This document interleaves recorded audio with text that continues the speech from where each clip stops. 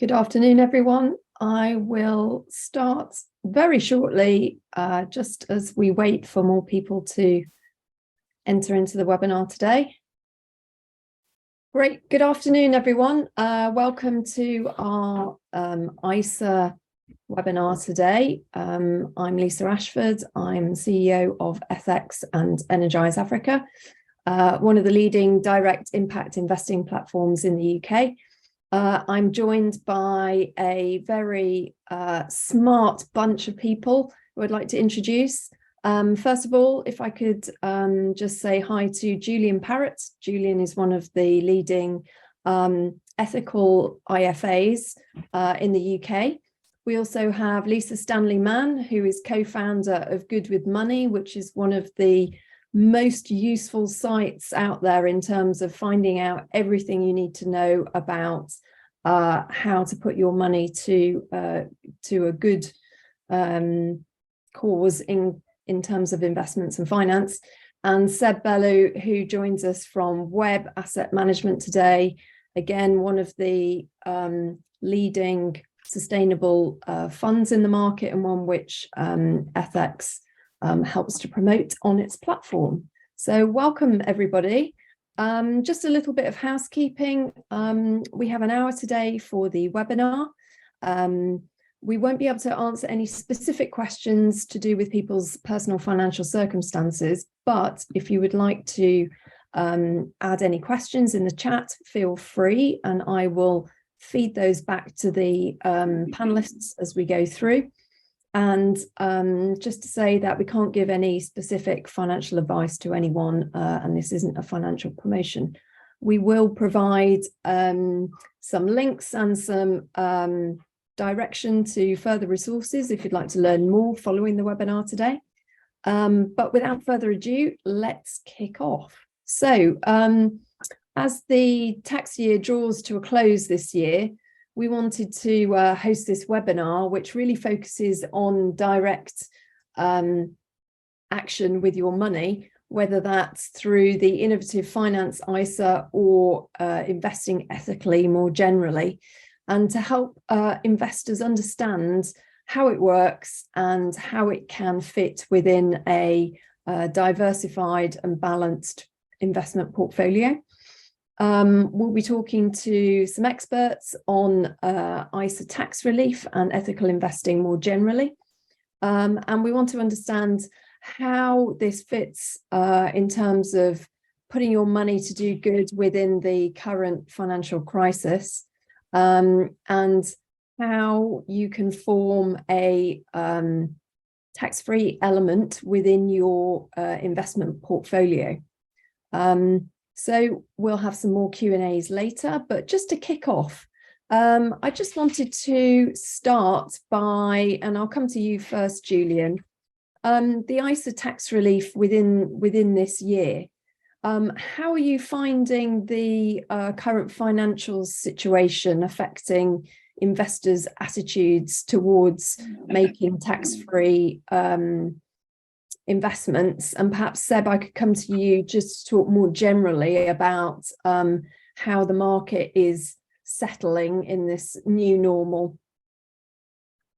Okay, thanks, Lisa. I mean, first things first, I think useful just to set out, what is an ISA, what's it mean? Individual savings account, it's an allowance of £20,000 every year that every individual can invest. You can invest in investments that you might be able to hold directly, such as an investment on FX or a deposit account, or an investment fund such as Seb's in stocks and shares.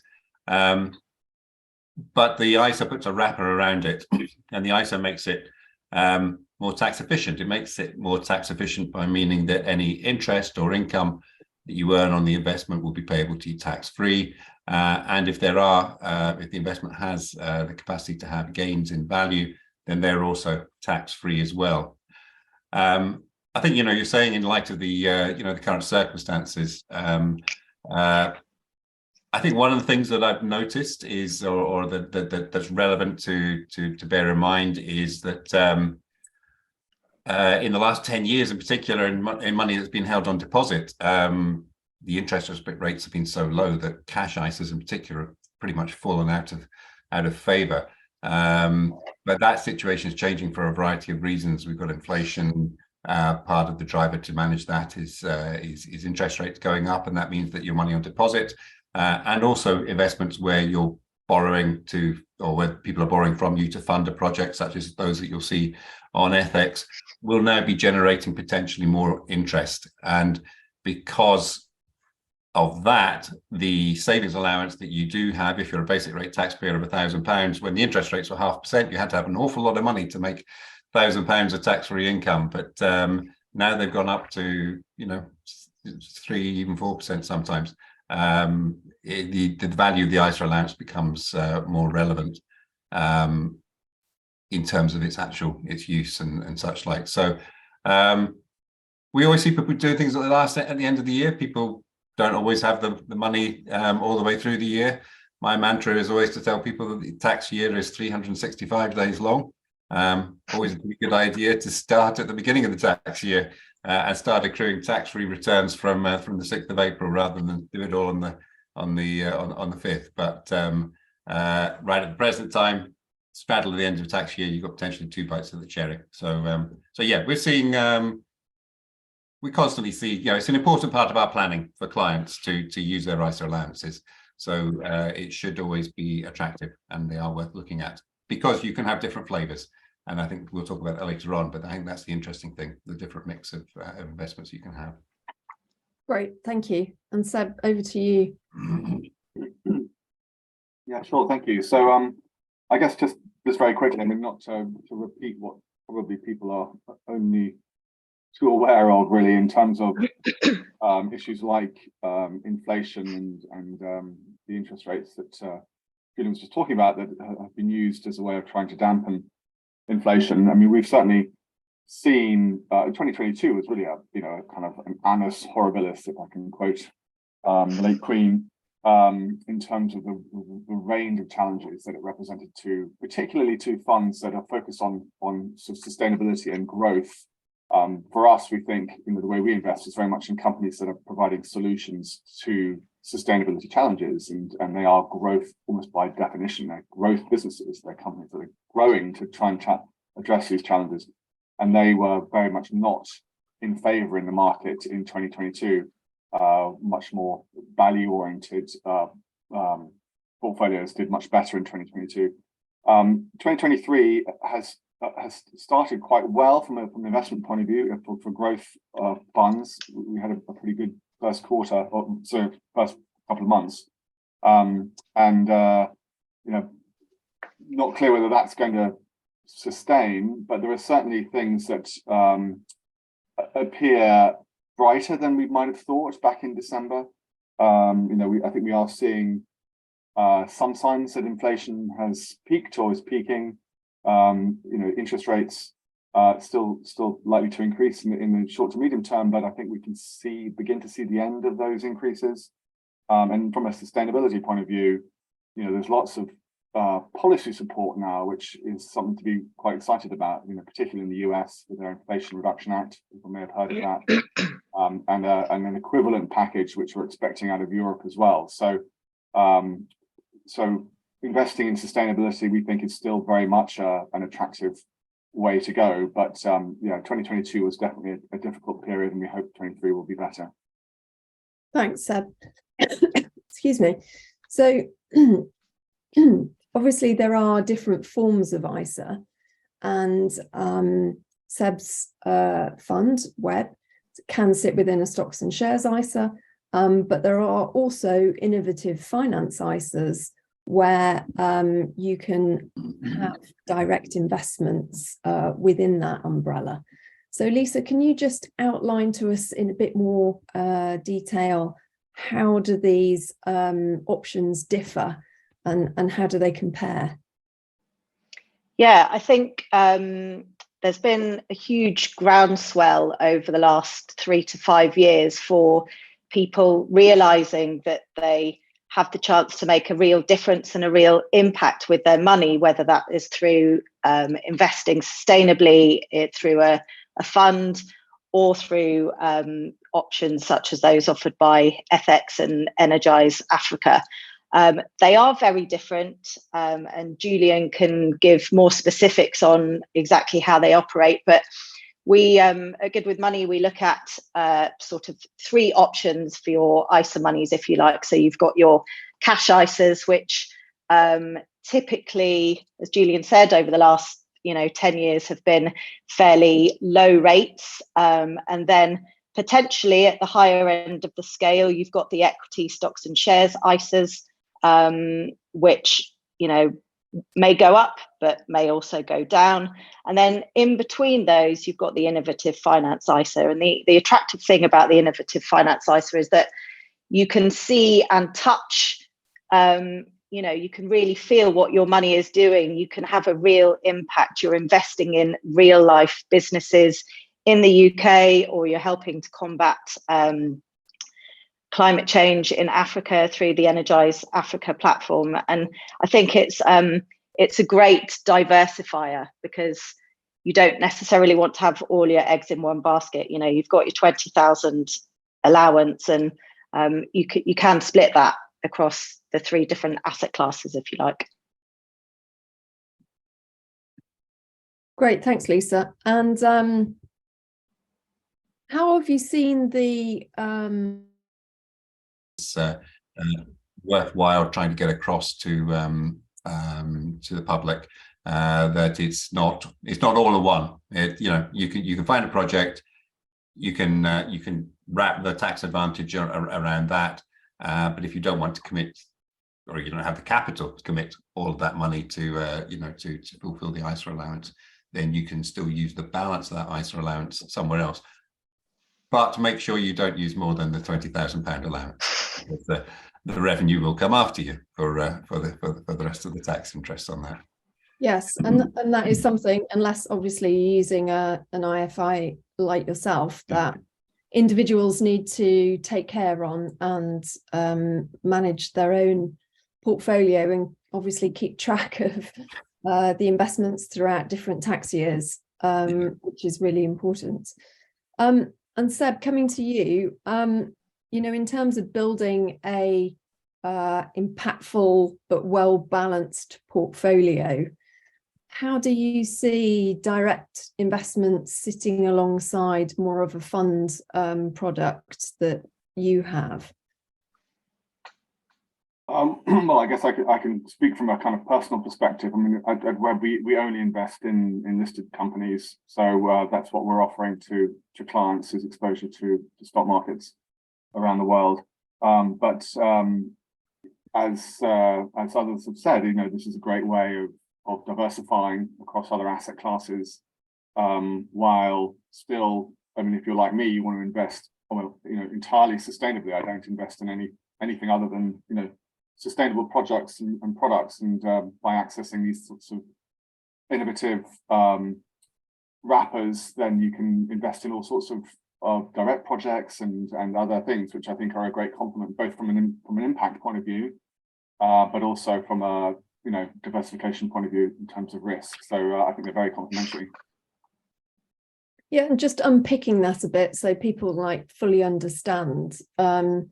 The unlisted versus the listed shares, and how does that diversify? Just really back to basics.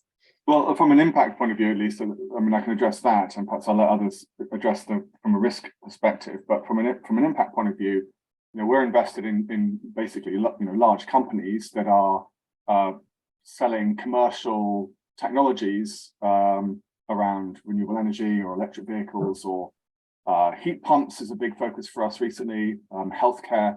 But these are very large businesses, multi-billion-dollar businesses that are trying to achieve and deliver change at scale, and so has a very important kind of impact.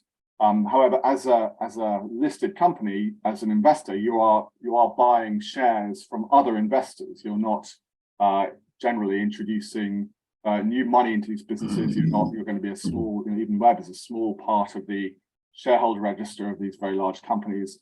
We believe we're having an impact through in supporting these businesses that are ultimately doing a good thing in the world, but you're quite a long way from the impact, as it were. Whereas with more direct projects and smaller projects, you're perhaps playing a more catalytic role in getting these initiatives off the ground, and you have kind of clearer line of sight into the end impact, because you may well be investing directly, or there are relatively few links in the chain between you and the impact. So from an impact point of view, I think you're delivering different kinds of impact, but again, they're very complementary to each other. Thank you. And Julian? Yep. Yeah. So I think we're going to talk about risk and return in a minute, but I mean, in general terms, it's about sort of having a blend of assets, and they can be both from a financial point of view and from a sort of purposeful point of view. So, Seb's fund and the web team have been kind of really long established in this sector, in sort of driving forward and being innovative in working in that bigger company market area of finding innovative companies that do something positively, but also engaging with them to encourage the businesses to become better corporate citizens. And we're always keen at Ethical Futures to stress to clients that it's not a sort of binary choice. It's not sort of big business market bad, specialist mission-based investment good. They both have their features which are relevant. And if we want to change the world, we need to change kind of all aspects of it. So, but the particular attraction, I think, for looking at a portfolio with something that you might find invested in or available through the FX platform is the ability to, as I was saying, there's that element of connection, but also they are unlisted companies, so they will be different. They will not have values which correlate to the stock market and go up and down so much. You quite often will find that you're being paid a set interest payment, and that's scheduled, and so long as the business is strong enough to pay that service, then that will go through. It might also pay you sort of perhaps more income in some instances than you might get from other forms of investment where they're looking at growth. The allocation and how you do that is very much around your purpose and your need for that money and when you need it, because there can be perhaps potential, not issues perhaps of, well, illiquidity. You make an investment in an organization, there is a secondary market facility within your offering, but if you don't necessarily have the easy access to just sort of withdraw your money at short notice, whereas you might within an invested fund, but you also don't have that volatility aspect. But that added value, I think, is something that clients hold dear, that they buy into that concept of mission and doing something which is a little bit smaller scale. Yeah. Thanks, Julian. And obviously capital is always at risk. So, and someone's noted about Energize Africa, some of the projects coming into difficulties on the chat. And, we obviously are very aware of, the performances of individual companies and strive to make sure that the portfolio is as strong as possible. Both listed and unlisted products, are exposed to general market externalities, and COVID was certainly something that affected businesses globally, and in small scale in the UK and medium scale in Africa as well. So it's always something which is everybody needs to be very aware of in terms of when you're investing your money, that you're only investing what you can afford to lose, and that you have to be mindful of your own risk return appetite, really. And Lisa, just coming to you, why do you think that in particular people are, or perhaps it's not in particular, it's across all forms of their life where they're looking to be more sustainable, but how do you see the sort of finance element fitting into all of those lifestyle choices? It's a great question.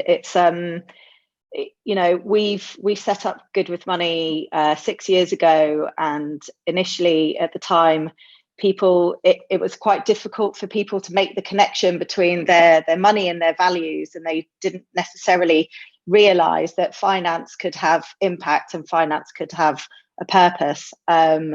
And we've seen that change over the last 3 years. You know, increasing numbers of readers come to us looking for information, saying, I realize that now my money can make an impact and I want to do something about it. And they're also, you know, there's a huge growing amount of news around big banks and big oil and gas companies who are really not furthering the environmental cause for the planet, and really, you know, things are not moving in the right direction. And people are realizing that their money can really make a difference, and starting to vote with their feet about who they bank with. So, you know, you may not realize that your bank lends out money that you have on deposit with your bank, and it may be lent to businesses and sectors that you personally don't agree with. So more and more people are realizing that and are switching away from their main bank. In terms of investments, luckily the Financial Conduct Authority is starting to look at labels on funds, because, you know, there's a large number of fund providers that are claiming ESG or sustainably labeled funds. And if you look at the top 10 holdings, or even try to dig a little bit deeper, you know, they're not like the web funds. They are not focused on impact, and they're not environmentally sustainable, perhaps, as they might claim. So people are realizing that this is an issue and starting to want to unpick that. And I think that's why we're seeing increasing numbers of readers at Good with Money sort of looking for answers and looking for alternative options. And again, you know, just thinking specifically about the projects offered on Energize Africa and FX, and wanting to find ways that they can actually invest their money in line with their own personal values. So, you know, they might want to invest in biodiversity.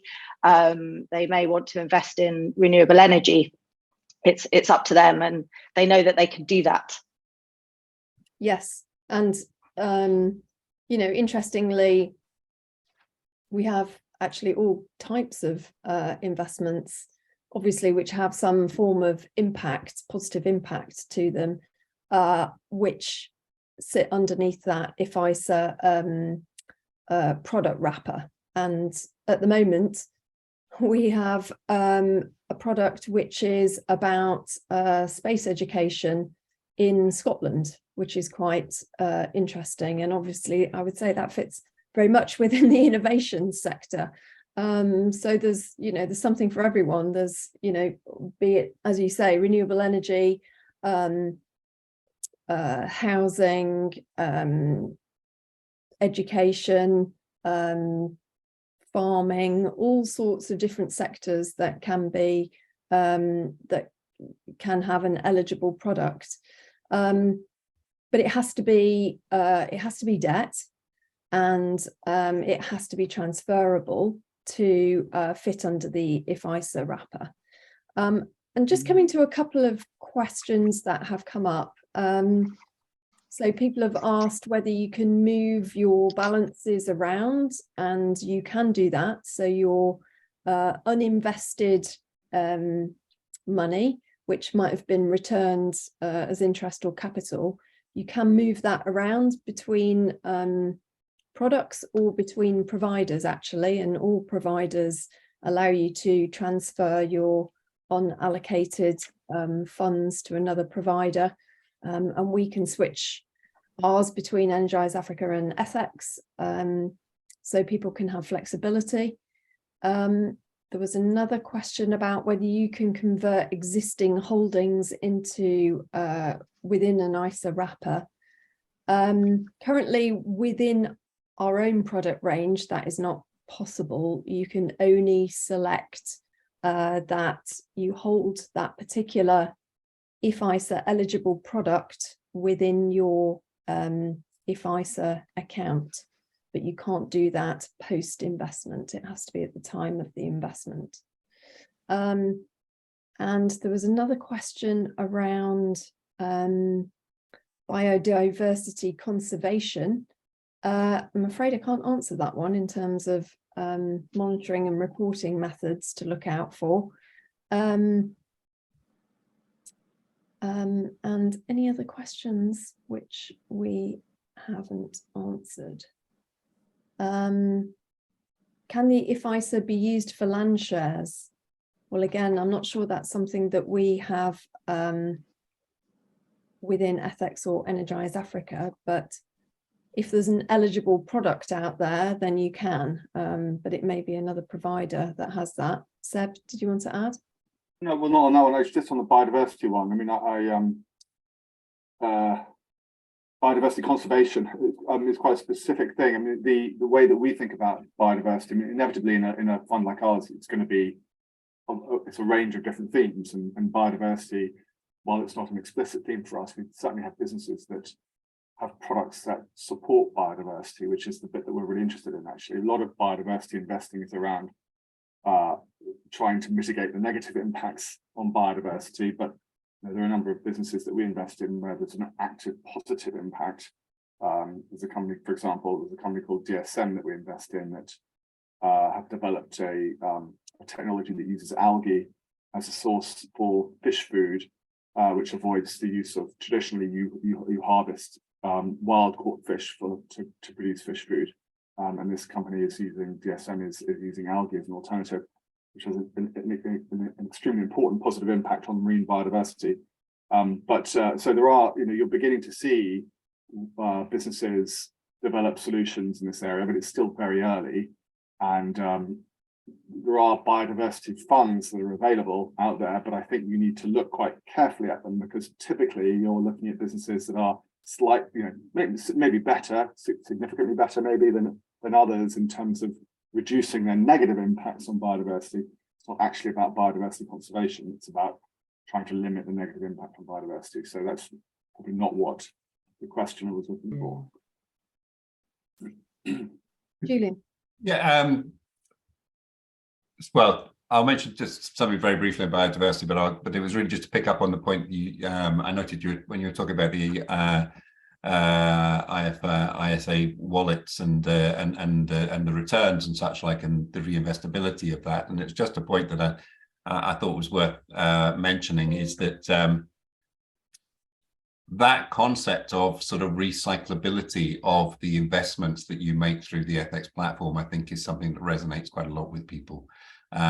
We've already talked about them. They are investments. They're not charitable donations. You expect to make a financial return.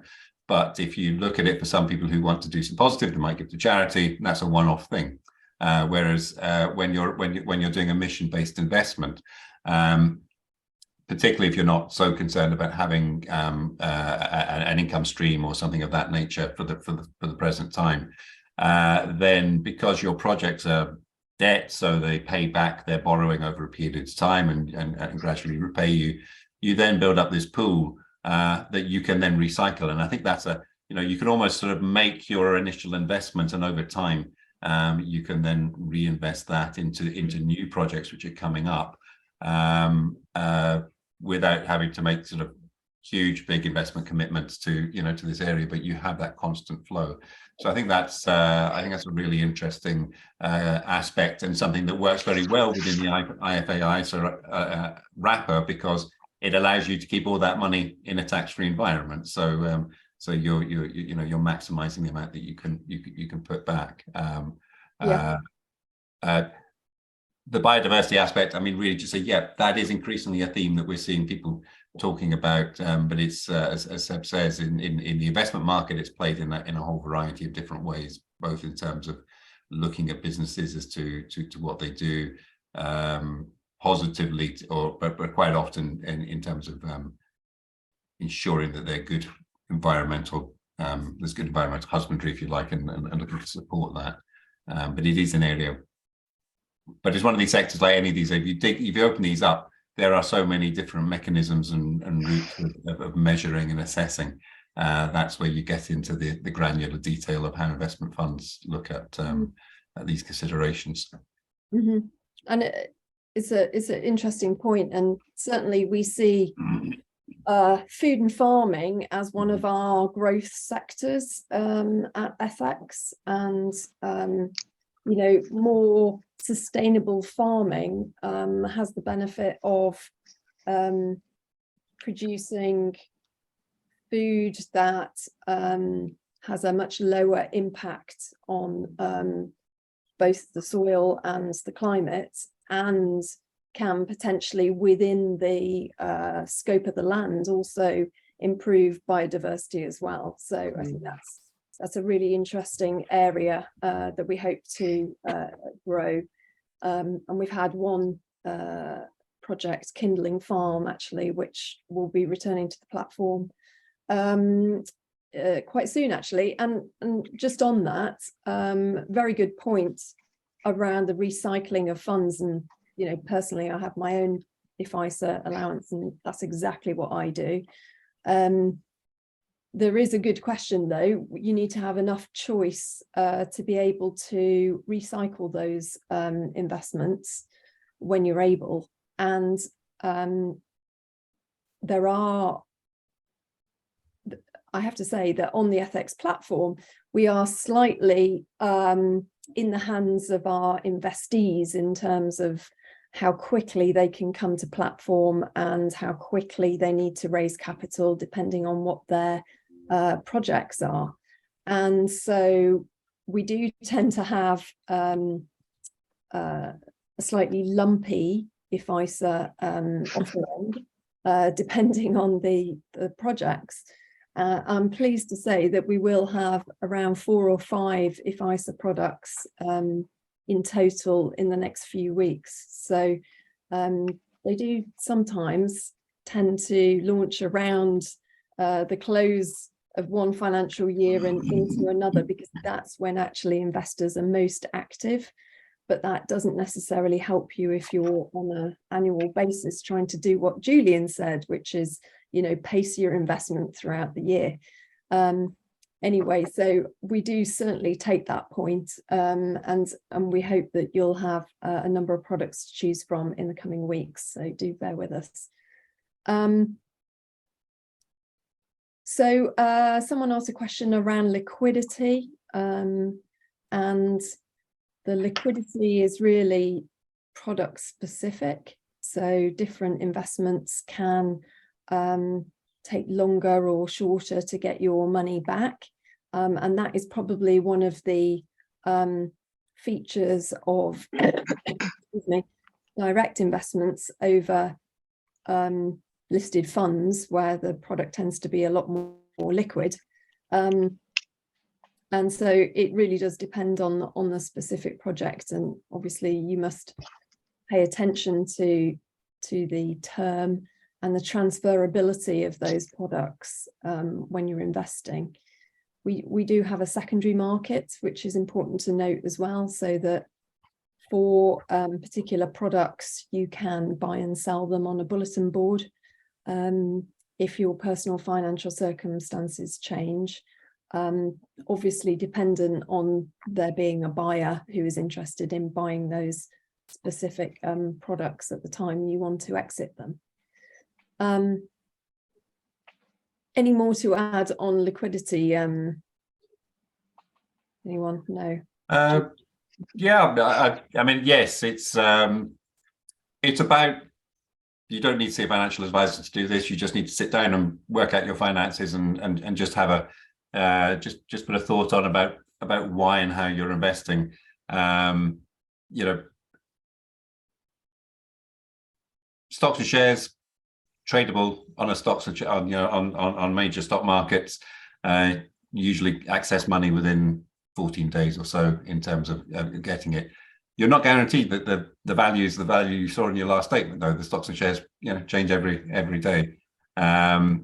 With the debt finances, the liquidity is probably the values are probably a little more constant. It's probably the residual balance, but yes, it does depend on on the financial stability and such like of the organisation you've lent to, as to whether or not they can afford to pay that money back. So it's really, it's classic type thing. Put your money into cash for the money that you need for the short term, and don't underestimate what you need. We can never always look at the catastrophes, but and consider they'll be there. But but you can take a reasoned view on having that money, and then decide what is your budget, as you mentioned earlier on, about there is a consideration about the capacity for loss. These are smaller entities. There's been comments about Energize Africa. Some of the interest rates look very attractive, but nothing is without its risk, and therefore you have to sort of factor that in and think that this is money that is a commitment for a positive, and a commitment for your own financial well-being as well, because you are looking to make an investment return. But it's about apportioning the amount of money you can commit to a period of time for investing. So your investments on FX will normally have a timescale of repayment, and I think you should always be thinking about that is the minimum commitment time that I'm looking to invest for when you're making those decisions. Yeah, absolutely. And as you go through any investment process, the provider or platform that you're using should always be asking questions as to the suitability of the product, and making sure that you understand the risks associated with that product, and making sure that information is good and clear and transparent. Good. Well, I think as we have no further questions, we will wrap it up there, unless anyone has anything further that they would like to put forward. I will let everyone finish their lunches, and thank you everyone for joining. Really appreciate your time today. Thank you for the questions. We will have further information. We'll send up a follow-up email. On the Good With Money site, there will be a ABCs of ISAs that's coming out very soon, and that will give you excuse me, lots of information for you. So thank you, Lisa, for doing that, and yeah, have a great day, everyone. Okay, thank you. Thanks all. Thank you. Bye-bye. Thank you. Bye.